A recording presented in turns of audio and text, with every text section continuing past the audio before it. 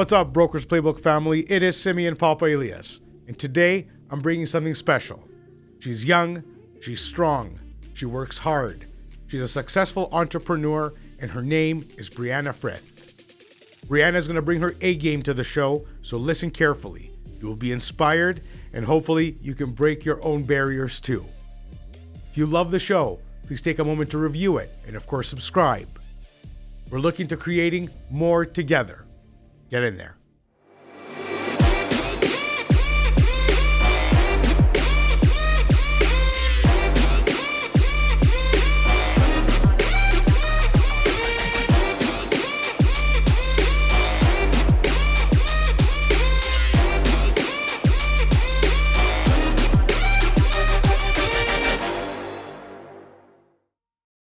Brianna Frith, welcome to Brokers Playbook. It is a pleasure to have you here, my friend.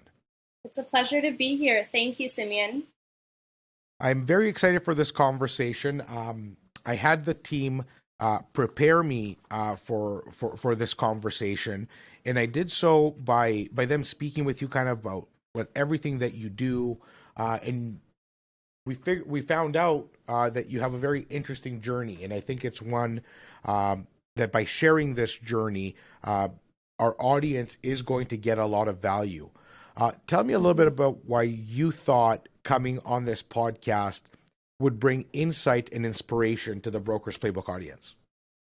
Absolutely. So first off, I just wanted to say thank you so much for having me. I do think that by being on here, hopefully I will reach and be able to connect and help other agents and people in the real estate landscape discover their true passion and the abilities that they really do have right at their fingertips.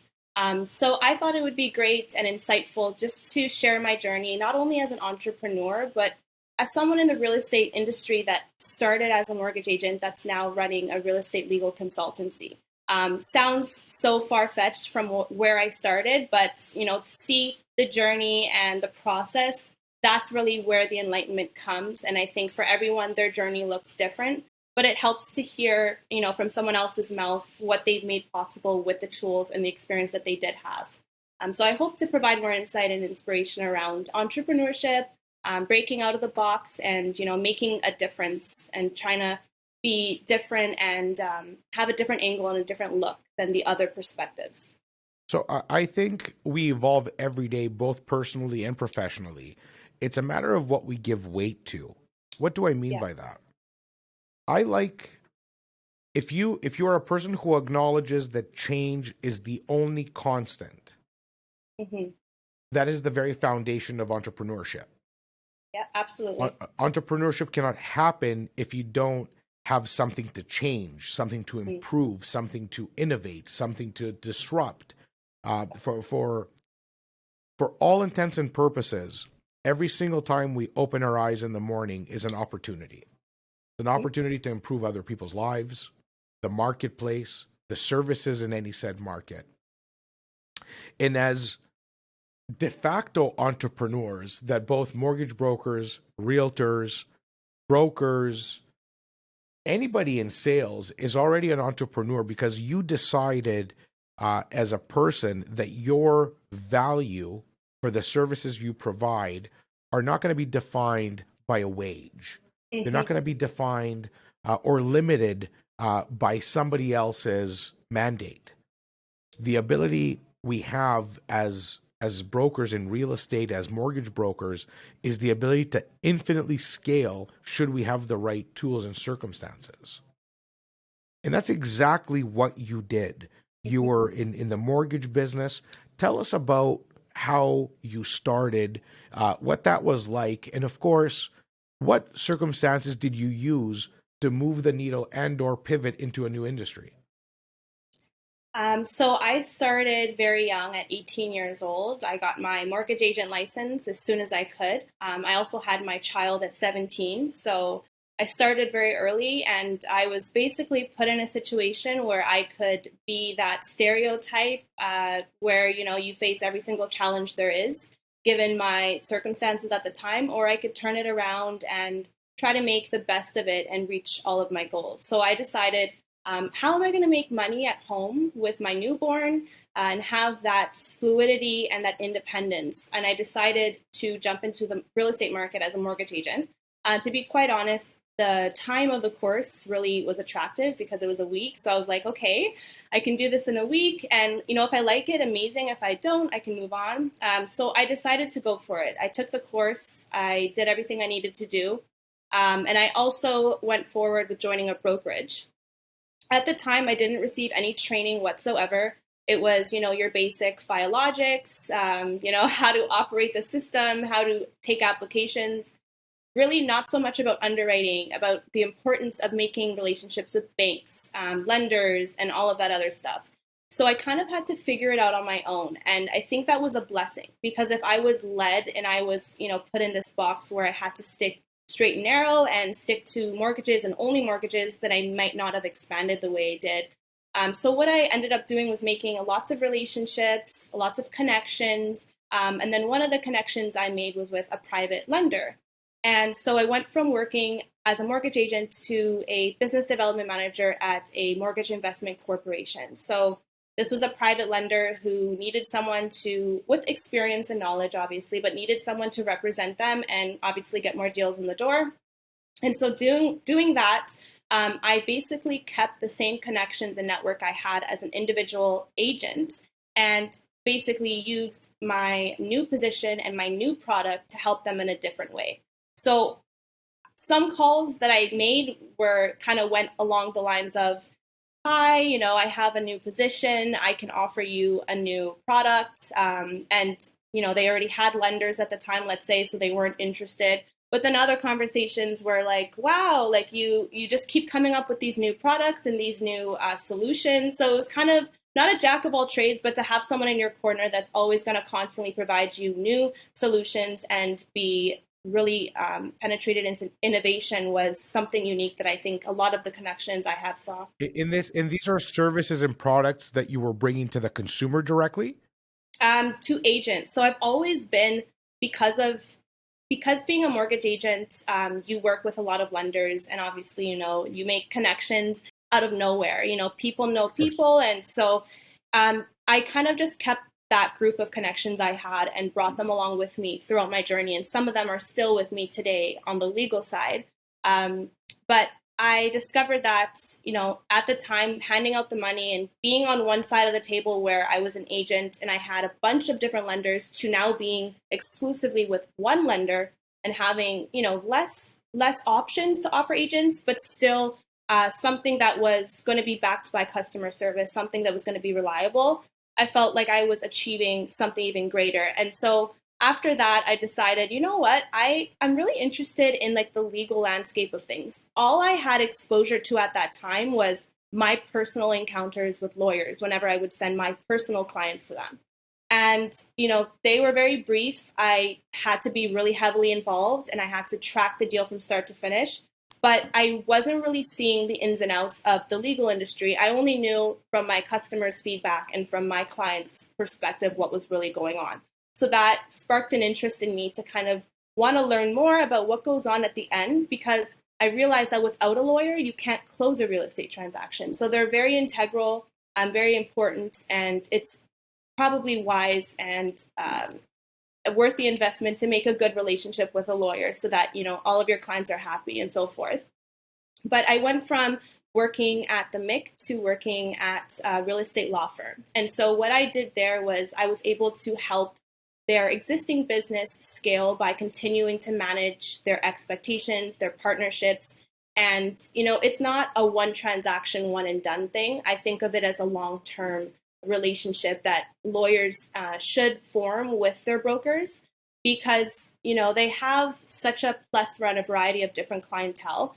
So to have a lawyer that can actually speak to each one in a personalized way is very unique and it's very in high demand, I would say, because it's one thing to have a lawyer that went to law school and only knows the book of law, but to have a lawyer that knows customer service, how to treat your clients, business development, and then also knows how to cater to mortgage agents and real estate agents and speak their language.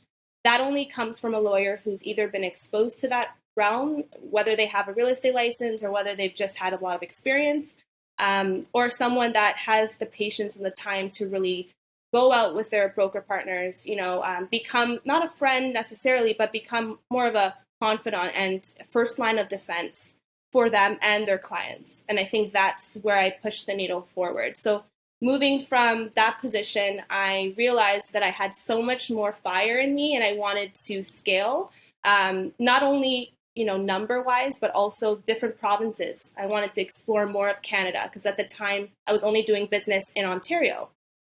So moving from being, employed and like you said, giving up your wage to really pursue entrepreneurship is such a courageous move. It's scary, but it takes courage, and finding that courage within you is really what counts. So I moved from that position into Endhome, which now I'm the president and founder of. And here is basically where I plan to make all my disruptive change and reverse any negative stigmas, anything that's blocking agents and brokers from prospering in their businesses when it comes to the legal side of things. And yeah, being innovative and trying to be the change. Well, I'm gonna stop you right there. There's a couple things that I really want to unpack from the journey to from Brianna, the employee, Brianna, the new broker, Brianna, the trying to figure out, understand the world, understand what you know, what you don't know. Yeah. Which ended up with you founding a company because during this time there's a few key phrases in words, for example, like relationship, that you probably dropped on 15 occasions already. Connection, at least 4 or 5 times. I want to talk about that on its own first, because it just sounds to me that the ticket and key to your success has very little to do with the product itself, rather than the intention. You're succeeding because the intention that you have is to create a product and service and suite that services the client first, the agent first, the interest first, rather than just the transactional nature of closing a deal. Yes. Yeah. Tell me why you believe, well, I'm not going to say you believe, because I believe you're a great communicator. I think you can infiltrate someone's barrier and shield quickly. I believe I have the very same ability. I believe I can get close to somebody and befriend, for lack of a better word, someone very quickly, because I don't have bad intentions. So when your intentions are good, I think that comes out very quickly. Exactly. It's a feeling, it's a intuition. You drop your guard when you can figure out that I'm not in danger, that I'm not being hawked on or anything of that nature. In your own words, how do you feel you do a better job than the average, and how can the average increase their ability to for connection and relationship? Where do they go? Like when you make a phone call, are you nervous? Are you comfortable? What do you say to someone you've never spoken to before? Like you called me, for example. Yes. So to be less transactional and to be driven by integrity, right?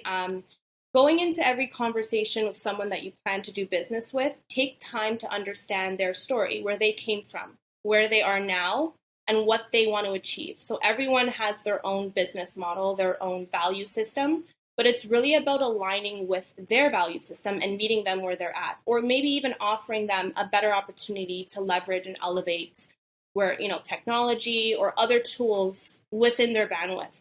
I also believe that my product isn't for everyone. So when I am talking to certain people, they only care about, let's say how quick the deal can get closed, or if it can get closed under the table, for example. I'm just saying, but to kind of understand where they are and to be upfront with them and say, okay, look, this is how I can help you. And I think that my service would be of value to you and your clients is one thing. But some people don't really care about the financial aspect, let's say, for example. And that's okay, because I think service comes with a cost and quality comes with a cost. But the bottom line is you want to work with someone that's transparent and honest. So, regardless if the transaction, let's say, is not cookie cutter, it's very extensive, it's going on for 4 or 5 months, it's taken a lot of time, there's a lot of back and forth. It might not be the broker's fault or the client's or the lawyer, it might be the lender, who knows? To stay with that client and to stay with that broker the entire time and to be transparent about what direction it's going is an example of how people gain respect for you, people acknowledge your piece and your part in the transaction, and how we can keep it away from turning into just a transaction and instead a long-term business relationship. So in my own words, I would say that relationships, connections, and being communicative is immeasurably important, something that is irreplaceable, and it's very hard to find, especially in the legal side of things. Working with lawyers, they are more focused on volume in real estate because they are not billing by the hour. So it's a volume-based industry, and because it's a volume-based industry, And that's not a good thing. It's just no, it doesn't bring out the best performance in anyone. It doesn't give someone a reason to go above and beyond. exactly. By nature, yeah. Yeah. So if a lawyer's doing 8 to 10 closings a month, not to say that they're not bringing in additional, but they may not close in that same month because closings differ from when you actually create that deal. They may look at, okay, if I'm making 8 or 10 closings a month, I still have my goal of 30,000 in revenue. So let me charge those 8 to 10 clients over $3,000 just to get to my goal, when in reality, they shouldn't be paying more than 18, let's say all in. So that's just an example, like thinking about the long term instead of the short term gratification or the short term gain is really hard to get out of real estate lawyers because they're volume based. But at the same time, they cannot grow their practice if they're overcharging or if they're being, not transparent and stuff. So they kind of get in this knot where they're unsure of what to pursue. And then they may explore other practices in law, whether they're corporate, civil, criminal, injury, immigration. And so they have now a mix of different practices where they're not actually focused. So what I see is they get clerks and they get assistants to kind of fill the gaps so that they can continue working on their work, and then they put their focus into other practices. And what happens is they're unable to be on top of communication. They're unable to really be exclusive and give that one-on-one personalized attention to their clients because they're really chasing that dollar, right? Versus their long-term goals and their long-term relationships with these clients and brokers. So the de facto model of the legal industry is what promotes and enables these behaviors. Yes. And not that it's anybody's fault. That's just the marketplace and how it evolved over time. Mm-hmm. But we can rest assured that human nature will always prevail, as opposed to the right things at the right time. There will always be exceptions and phenomenal lawyers that will put the client first at whatever price. Exactly. There will always be those outliers, but they will never be the general consensus. The general consensus, when you have a fixed price and or a limitation, and you're depending on volume to reach your goals, is going to find the shortest road to victory with at least amount of work as possible. That's just human nature. Yes, for sure. To finish off connection, to finish off relationship, it sounds to me that as we're going to get into the platform that you created, Endhome, it sounds to me that what you are actually addressing, what you're actually fixing, what you found the opportunity in is communication. Yep. You took that into your hands and said, don't worry about the rest. It's me you're talking to. Yes. I'm going to take it from here and deliver an exceptional experience. Is that what drove you? Communication is number one. And then number two is accountability. That has been a huge word for me. Obviously, being a self-funded founder, you only have so much room to make certain mistakes and you learn as you go. But then accountability on the lawyer side is basically what I am and what my role provides. I am that extra insurance on the deal. I am what keeps these lawyers accountable. And through our processes, through our fail-safe processes that we contribute to, that we try to always put first, that's how we're able to stand firm on our beliefs and our values. But accountability is definitely number two. Communication is what drives every transaction to the finish line so we can close, because if we're not communicating to a lender, if we're not communicating to the broker, the client, it's not closing, period. So communication is number one for sure. Awesome. Well, I thank you for clearing that up. I also heard the word values. Mm-hmm. It is something that most, and when I say this, I say it with absolute certainty, because I've been in this game now for 17 years and I have one of the largest real estate teams in Canada. And if we were to look traditionally at my business model, it is not a question I ever ask the people I brought onto my team, what are your values? It is an actual mandatory part of my team now that not only do they have values, but they know what their values are. Anybody in this business needs to know what they stand for. Mm-hmm. Brianna, what do you stand for? What are your values? So first, I would say integrity.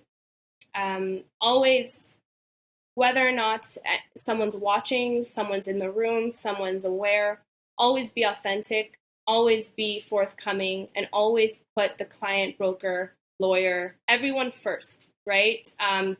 Just kind of staying away from that idea that everything's a transaction and instead looking at human nature, right? Instead of business all the time. So integrity in business is very hard to find, but something I value extremely, because I feel like it's up there with basically what you need to be able to survive in business. So integrity, relationships, back to what we were saying before, that's really what's, like, to your point, made me, go from one position to the other, but still keep those relationships, and less of the product necessarily that I'm providing, but more so the person that I am, the energy, the time that I give, and the services that I'm willing to extend. When you say that the person that I am is your values, that your values define the person that you are, the reason it's so important is because your values define your value proposition to the marketplace. Exactly. And your value proposition has to be both portrayed and put on a grandstand at this point in civilization in North America, Mm-hmm. unless you get loud about who you are and what you stand for, you're not going to have a competitive advantage. Yep. Because you need to tell the world in your words Mm-hmm. that this is what I stand for. Hiding behind motives or agendas, sitting on the fence on things that are important to all, are not going to cut it at this point if you're looking to stick out. If you're looking to be Exactly. average, you can Yeah. stay quiet.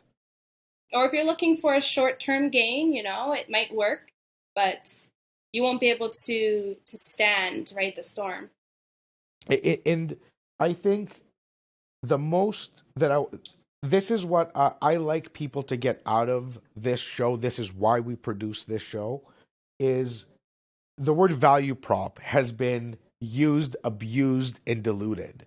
People think, oh, what's my value prop? Well, I want to be an investor-focused realtor, or I want to be a luxury home. I want to be the best mortgage broker there is. That's not a value proposition.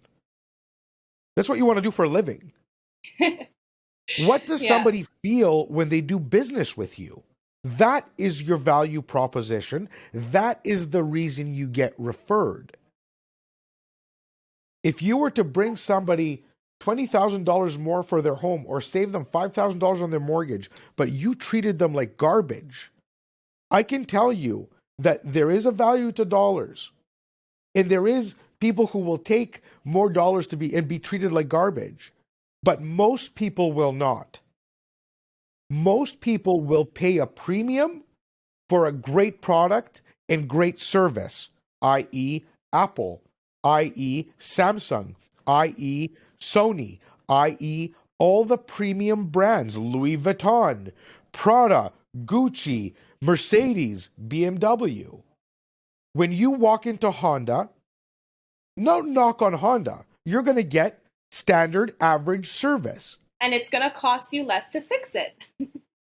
It's going to Right? cost you less to fix it. There is less frills. But Yeah. when you walk into BMW, not only is the service better, your expectation is higher. 100%. So walking in, I already have an expectation. Let's not, like, I'm not talking about entitlement because that's a bad quality. But if I know I'm spending double on a vehicle, then I have to. So I'm not looking for a car that would go from A to B. I am looking for my vehicle. Yep. I expect both a product and a service to bring you all up to speed. If you're looking to buy a home or mortgage a home, it doesn't matter which one, you are looking for a product, the mortgage, and a service. From the realtor, you're looking for the product, find me the home, and a service. So it's no different. If you walk into any store, if you walk into Sporting Life, like I can buy the same jacket there that I can buy at any other store. But when I walk into Sporting Life, I know that I'm not going to find it for 50% off, but I'm going to find, for example, Brianna, the salesperson, who's going to tell me all about the coat. She's going to tell me that they used organic cotton versus feathers because of this reason. It can take a beating to -40. If you fall on the hill, you're not going to tear up your skin because it's unterrible. But she has product knowledge, and that is a value proposition. I appreciate everything you're saying, and I can tell already why you've gotten to where you are, because answering and taking and being able to give answers to these matters is what defines us.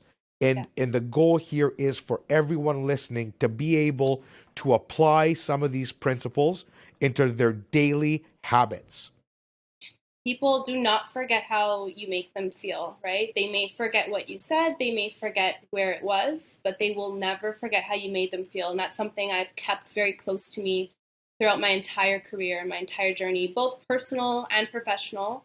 I think it's very true. And how you present yourself, how you make people feel, and the space that you give them to exist around you is something that is important. And if you allow people to see a side of you that is true, that is authentic, that is consistent, they will automatically be inclined to you and feel more connected. And more like they can relate to you. And people love to work with people that they can relate to, that they can connect with, and that they have a lot in common with, right? Whether it's personal or business, if you guys have the same values, or if you guys both believe in how you should be running your business, treating your clients, that right there will trump someone else that doesn't make you feel as good after a transaction, or maybe your clients are constantly complaining, and that is detrimental to your business in the long term. But this is exactly why we need. So once we define our values and we get loud about them, it's not only about business. You're attracting your tribe. Your message and your value system will only resonate with those who care to hear it. That's why I said earlier, it's not for everyone, right? Yeah. It's only for the people that hear your message. And want to. So now we go from people who want to hear your message. Do they resonate with it? So if I see you sharing your message, I might hear it. But if I don't like what you have to say, swipe. Right. So not only is it important to be able to draw attention, it's to actually draw the right attention. And what I mean by that is by sharing your views and what you stand for and being authentic, because you can't pretend. You can pretend for a minute, but that's nothing but a lie. Right. And lies never last, ever. Never. So if you are going to be authentic and you're going to get loud about being authentic, you are going to attract the people that are like you, and you are going to benefit from a fulfilling life. Yeah. When you said the people you give time to spend around you, Mm-hmm. what a gift Mm-hmm. to be surrounded by those who share the same passion, the same value system, the same weight on integrity. You literally improve your life by Yes. surrounding yourself with people like that. 100%. Brianna, take us. You've done this. This is how you got to starting Endhome. Tell me about first day at Endhome and tell me precisely what Endhome does. Wow. First day of Endhome. First day, I was bombarded with messages, calls, and a lot of congratulations, obviously from people that I've had connections with before Endhome and people that have maybe just found me on LinkedIn, let's say, the day that I launched. So it's very overwhelming, and I felt an overwhelming joy and big like feeling of gratitude at that moment. And it wasn't okay, I know I made the right decision. It wasn't necessarily like that kind of gratitude, but it was doesn't matter if I made the right decision, these people are still with me. These people are still congratulating and happy for me. So I felt very welcomed. I felt very excited and ready to basically continue for the rest of my professional career. Um, so where it's funny because opening Endhome was such a journey and it still is. I mean, we've only been around now for almost 8 months. So we're very new, but the growth that we've already like created is it's actually very inspiring and I think it will inspire a lot of people. So opening up, we already had our mind made up that it was residential and commercial that we were going to concentrate on, but starting in Ontario and BC, we didn't want to overwhelm ourselves too much. And now to think that we do private lender representation, construction deals, commercial and residential, not only in 2 provinces, but in 4, we've definitely carried our vision much quicker than we thought, than the first day at least. So, Endhome is something very different than anyone else has seen before. It's the first of its kind. I like to think of it as a house full of different law firms. So, it's not like we have associate lawyers or lawyers that have been, in business for 1 or 2 years. We have very sophisticated, vetted, particular lawyers that we bring on our team that are principal lawyers and that have been operating for at least 10 years. And so what we do is we house these group of lawyers, and depending on their specialty, their expertise, their niche, we pair a client that comes through our door with them, and we set them up for success. So we do our intake process much like a usual firm does. We take their information, and that helps us solidify our match, and that makes our decision much easier because we already have a picture of the profile of the deal and what lawyer would be the best fit for that client and that broker. And so we pair that client with the lawyer, and that lawyer basically has full autonomy on the deal from there. So they take the deal in, they actually pick up the phone, have a conversation with the client just to make sure they are on the same page and that their tone of voice is experienced, because I feel like without that initial phone call going into a deal or a transaction, even with your lawyer, it already puts a gap right there because that client may not feel like they can just pick up the phone and call their lawyer cell or get a hold of them and be right there with them through that entire journey. So the lawyer starts every file with a phone call. And then we have a very systematic process that we follow on the back end internally just to make sure that, because there are so many lawyers working with us on so many different transactions in so many different areas and provinces, that doesn't compromise, the quality of the Who service. owns the relationship, Brianna? Myself. With the lawyers is what you're asking? No. So that whether it's the broker, the consumer, or otherwise, they call Endhome. That is you and your team. Exactly. Yes. So, for example, it's accessible for anyone. So, a broker, a client, the client's mom, the client's sister, anyone, a financial advisor, an accountant. Let's say they're working on a will for a client and they want a lawyer to do wills and estate planning. Anyone that needs a real estate legal solution can contact Endhome, and we will direct you from there. We will do the matchmaking because technically we're a matchmaker, right? That's what we do. We pair you with who can provide you the best service level, and then we don't just, okay, goodbye, we're done our job. We've paired you, we follow you, and we follow the transaction from start to finish, to make sure that we are upholding our motto to be right there beside you from start to end, and make sure that communication is being uplifted the entire time, that we're promoting accountability, and that everyone is on the same page. So we can get, because, brokers and anyone in the real estate industry is not on a wage for the most part. So closing a deal is just as important to them as it is for their clients to close on that property, or to get the funds and proceeds from their sale, or for the client who's consolidating debt that needs the funds advanced to them so they can pay for all their credit cards and all of, whether it's student tuition. Everyone has their own needs. So we need to put those needs first and understand that every deal looks different, and how we go about matching that client with the lawyer makes all the difference. I think I think it's a fantastic service. I think it is a needed service. We heavily rely on personal relationships with lawyers today. But if Yes. you're in the business, if you're starting in the business, or if you've been in the Hmm. business for 10 years or less, it would be very difficult for you to have enough people on your Rolodex to actually service every client properly. So we always end up giving all business to any one lawyer that we have a relationship with, and that may not be the right thing to do.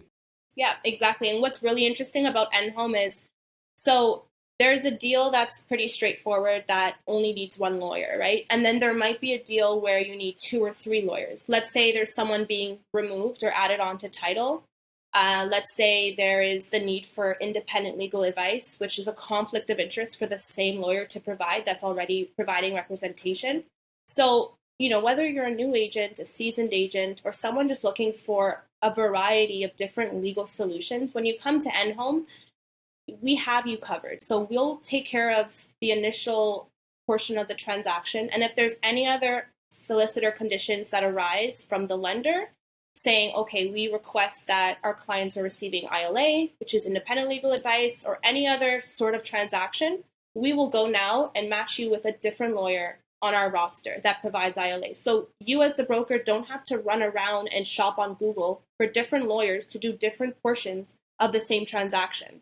If you don't have that network, we will do all of that matchmaking and sorting out for you. And you can remove any conflict at any time. Exactly. Yes. That's phenomenal. Brianna, that's a great service. I'm really glad that we were able to share what you do with the broker community. I want to take one step back to your personal journey, because I think it's as Mm-hmm. important as your business journey. I think your success stems from your authentic intentions.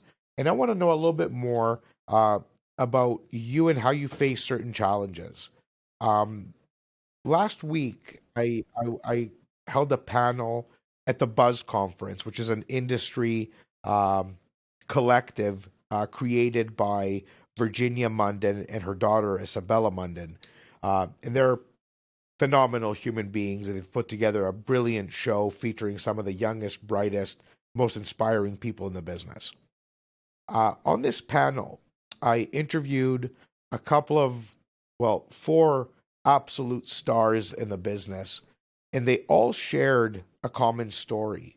Two of them were in their mid 30s, mothers, and very successful brokers and entrepreneurs that have faced and still face social media challenges, people judgment, all these things. But regardless, their work ethic and what they've done is undeniable.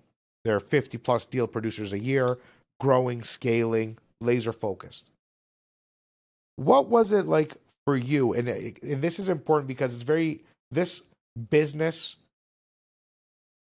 of real estate, this business on planet Earth is still very favorable to males. No matter what we say and do, anybody can have an opinion, but it's undeniable that by the time we're 30, which is our prime years, most women have to take a break for business just from biology itself. Unless you don't want to have a family, you have to sacrifice. Yeah. Whether you did it at 17, for example, and whether you're going to do it again in your 30s, or that's Mhm. your own business. Mhm. What is it like to do business as a mother for you?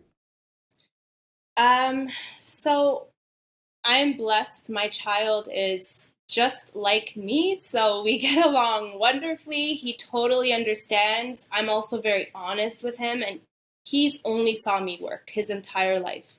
So I hope that when he grows up, he takes that same ethic, whether he wants to work for someone or be independent. He knows that his mother is a hard worker and I don't give up, right? And he knows big words like perseverance. He's 6 years old, so he's very young still, but he impresses me and makes me very proud. I love him to pieces, and I think that being a mother and being a business owner, it actually kind of helps, if that makes any sense. Like being a mother before you're a business owner, in my case, I think helped my situation because it helped me grow up. It helped me understand life in a different way and to be more accountable and be like, okay, this decision might be small now, but is it going to trickle down? Is it going to cause a greater effect? And so also thinking about the long term and the long game is something that from motherhood I've been able to transfer into my business and professional life. So balance is definitely something that I've had to keep an eye on and make sure I'm constantly focusing on self-care, focusing on Brianna, not the mother Brianna, not the owner of Endhome Brianna, but just me, so that I can perform at my best, right? Obviously, there have been a lot of challenges along the way, just with figuring things out, how to deliver my message, how to also continue on the path that I am without forgetting why I started, right? And remembering this is all to make the lives of agents and brokers and future homeowner clients easier. And right now, it may not be easier for me because my message isn't favorable to everyone. Some people do find offense, especially certain lawyers. They think that I am basically saying that lawyers are people that don't have any idea of how to service clients, which is not my message. But being in my position, it's like I'm being pulled from different directions. I want to be on the client side. I want to be on the broker side at the same time. I also want to be on the lawyer side. So they're happy to work and continue delivering that top-notch service. But then I'm also a mother that I also have to be on my son's side, and I also have to be all there and be present for him. So he was definitely a gift in helping me pivot from being a mother, working really hard, whether it was mortgage agent, working at that private MIC, or working at a law firm, to be my own business owner now. There have been so many pivots in that journey, but he's been with me every step of the way, and it's only teaching him, look, don't give up, keep going, explore. There's always going to be different things that you can learn in life, and just don't forget to put yourself first. Care about your mind, your mentality, who you're surrounding yourself with. And to be quite honest with you, one thing that's kept me very positive and on track has been the law of attraction, and studying how the world works, how the universe works. What energy you put out is what you receive, and who you are is who you attract, right? And so business, personal, doesn't matter what perspective you look at that from. You need to keep that at the back of your mind. Everything has its own way of working out, right? There is absolutely no doubt about that. I personally am a very spiritual person that does believe in the law of attraction, and that absolutely believes in the mindset of positivity and hope, in what's possible as opposed to what's not possible. Um, my team and the people I surround myself with save and accept, people that we don't control that sometimes enter the circle, are all people who share the exact same vision, the exact same mindset. Because if they don't buy in, they are simply, there is no room for them. Mm-hmm, The mm-hmm. dreams and the ambitions and the goals that Yeah. I have for my future, that I've created for all of us Mm-hmm, inside our organization, are just too big. mm-hmm. So unless you think it's possible, you Yeah. wouldn't be here. Exactly. And that is when the team becomes the absolute vehicle to success. When you have people sharing that journey and truly believing that anything is possible, is when you have that breakthrough. Brianna, just to really put into perspective for our female audience, because I think it's just so important. I have screened and interviewed, and more than 60% of my team is female, which is why I always end up going into these topics, because it fascinates me. The people's drive and perseverance absolutely fascinates me. As part of you being here, it is your duty to the industry and to your sisters out there, that you would answer any question they have. I'm going to ask you one last question surrounding your supports. How have you set up your supports as a mother, that during business hours, for example, you can be free to put your energy and mind into business? And what supports do you have in place? How do you separate family from work, and then of course from business back to family and to Brianna personally? How do you go about that? So I'm very fortunate to have a supportive family. I think that is an advantage that I'm extremely fortunate about. So they definitely help with watching my son if I ever need that. But he is in school all day, so that also really helps as well. But I think over and above having someone watch my son, I like I said, I love for him to be as involved and exposed as possible, obviously to a certain degree. And I think having the courage and the ability to ask for help is also very important, because you don't get for what you don't ask for. So being a business owner now, I mean, going into it, I did have a conversation with my support systems, and I did let them know, like, things are going to start changing. I'm definitely going to have less time. I'm going to have more responsibility.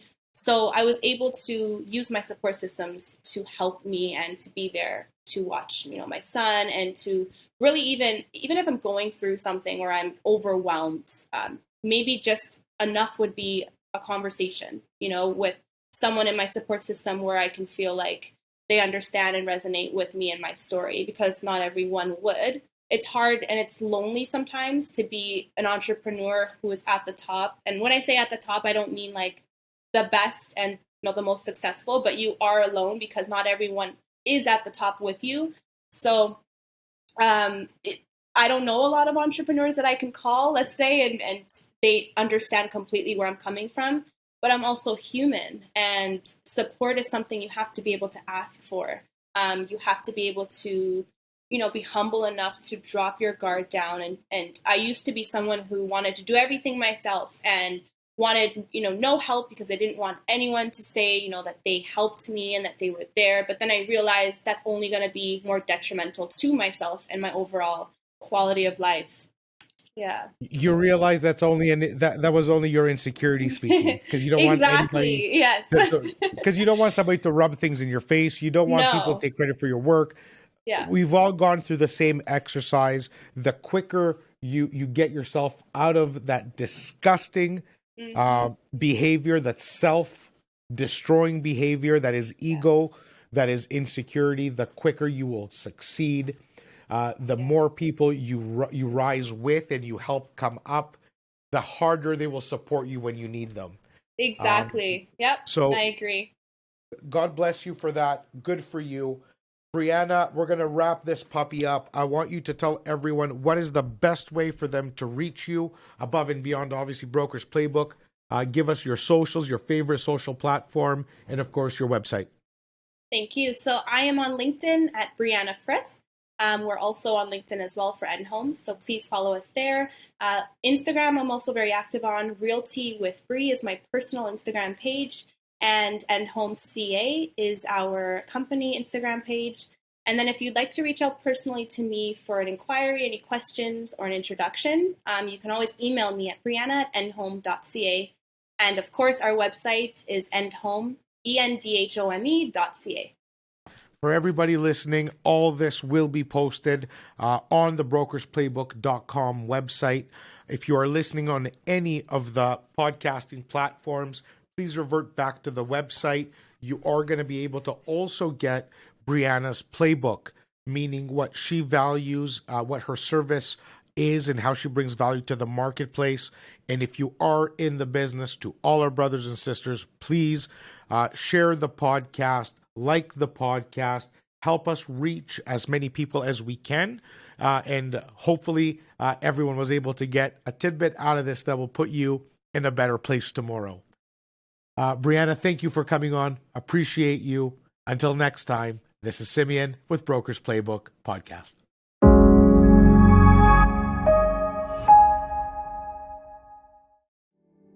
Thank you so very much for spending your time with us here at Broker's Playbook. This is a growing community. If you found value in this video, please invite others to subscribe and, of course, share the videos with. We'll see you soon.